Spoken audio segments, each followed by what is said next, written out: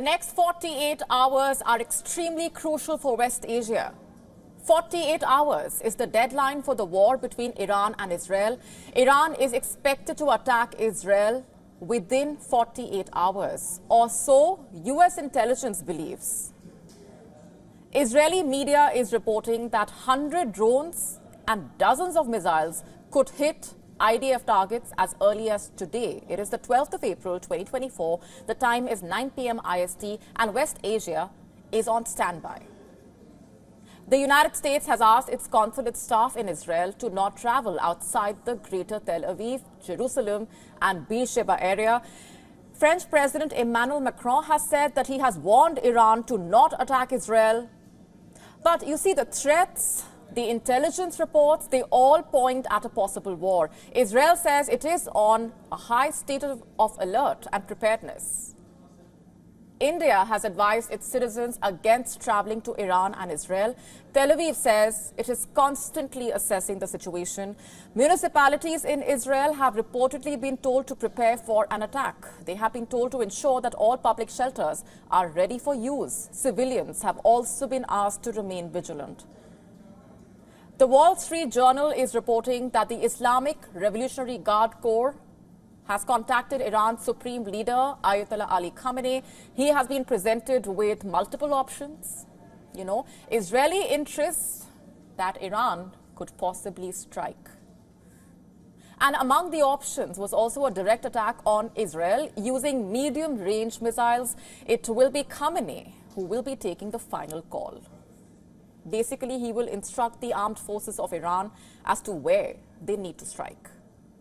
So where will that be? Israel is preparing for a potential strike either in the south or in the north of Israel. Let's just draw out a map for you. This is Israel. In the north, you have Nazareth, Haifa. In the south, you have Beersheba, Eliot, Rahat. The question is, where could Iran strike? Social media accounts linked to the IRGC have started posting videos. The videos showed simulated missile attacks on Israel's Haifa airport in the north. This is a small airport. It only operates flights to Cyprus. Also, Israel nuclear facility in Dimona, in the south of the country. Now, what has Iran said? Obviously, nothing on what it would be its target, but reports claim that Iran wants to ensure that its attack is quote-unquote controlled and non-escalatory. Reports say Iran's plan is to, quote, use regional proxies to launch a number of attacks on Israel, quote-unquote. Basically, Iran is concerned that the attack could backfire. And what happens if Israel intercepts the missiles? What happens if Israel responds with a heavy barrage of missiles? These are some of the questions Khamenei is reportedly weighing on. Western media quotes an Iranian official as saying the strike plans are in front of the Supreme Leader and he is still weighing the political risk, adding that no final decision has been taken. That said, a strike is imperative. I'm not saying that. Here's a post by Iran's mission to the US. Let me read it out for you. Had the UN Security Council condemned the Zionist regime's reprehensible act of aggression on our diplomatic premises in Damascus and subsequently brought to justice its perpetrators, the imperative for Iran to punish this rogue regime might have been obviated. Where could it attack? US intel reports claim Iran could strike on Israeli soil, as opposed to hitting Israel's interests elsewhere. We have been telling you that Israel has temporarily closed down over 20 embassies around the world. You now have the US ruling out any threat to these buildings. So could the Iranian attack be on Golan Heights? This is where it is located, in southwestern Syria. Golan Heights is a rocky plateau. This is how it looks. In 1967, Israel seized Golan Heights from Syria in the Six-Day War. Most of its Arab residents fled Golan Heights. An armistice line was drawn. Golan Heights came under Israeli control. Now cut to 1973. Syria and a coalition of Arab countries launched a surprise attack on Israel. It was Yom Kippur Day. Syria tried to retake the Golan Heights, but a surprise attack was thwarted. In 1974, Israel and Syria signed an armistice. In 1981, Israel unilaterally annexed the Golan Heights. No country has recognized Israel's claim on Golan Heights. But that has not stopped Israel from populating the Golan Heights. There are some 30 Israeli settlements in the Golan Heights. Over 20,000 Israelis live there. Why would Golan Heights be a potential Iranian target? On the 1st of April, Iranian consulate building, remember, was hit in Syria. This happened in the Syrian capital, Damascus. Golan Heights also is in Syria. In fact, it is all of 60 kilometers from Damascus. Israel claims this area, but this area is not within Israel, meaning hitting Golan Heights does not come with the kind of risk that hitting, say, a Tel Aviv does. Quoting a source, Politico is reporting that Iran is planning a larger than usual aerial attack. A mix of drones and missiles will be used, but the strike will be limited. Big question, can the Israeli Iron Dome save Golan Heights? Here's what the IDF spokesperson, Daniel Hagari, has said. We have a multi-layered air defense capability that has proven itself amid the war with thousands of successful interceptions, but the defense is never going to be hermetic. Netanyahu has issued a warning. Whoever harms us, we will harm them. It's not a question of who anymore, not even a question of if. It's a question of what is likely to happen in the next 24 to 48 hours. Will another war break out in West Asia? Also, do you think this escalation can be stopped? Israel is turning to the US with hope. There was a late-night call, in fact, between the Israeli Defense Minister Yoav Gallant and America's Secretary of Defense, Lloyd Austin. And following that call, the Pentagon issued a statement. Let me read it out for you. Secretary Austin assured Minister Gallant that Israel could count on full US support to defend Israel against Iranian attacks, which Tehran has publicly threatened. Austin reportedly also complained to Gallant that the US was not notified before the April 1 strike on the Iranian consulate, adding that the strike has put at risk American forces in the region. Look, here's the irony. Iran is turning to Washington, but the US has been forced to lean on Beijing. You heard that right. The US is banking on China to stop the attack. US Secretary of State Antony Blinken was forced to pick up the phone with his Chinese counterpart. Blinken asked Beijing to use its influence and stop Tehran from attacking Israel.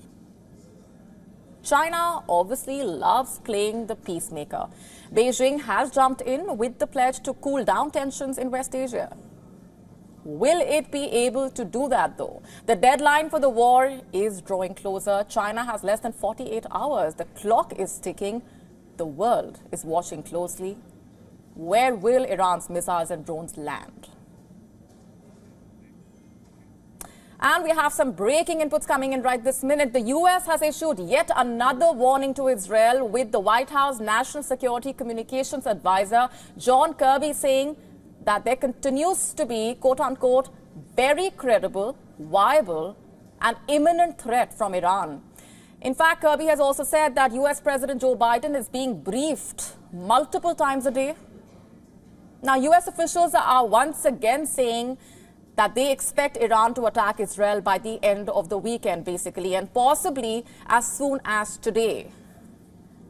Our correspondent Jody Cohen is in Ranana tracking all the developments on the ground for us. She's now joining us over the phone line for more on what the situation is looking like. Let's go straight to her.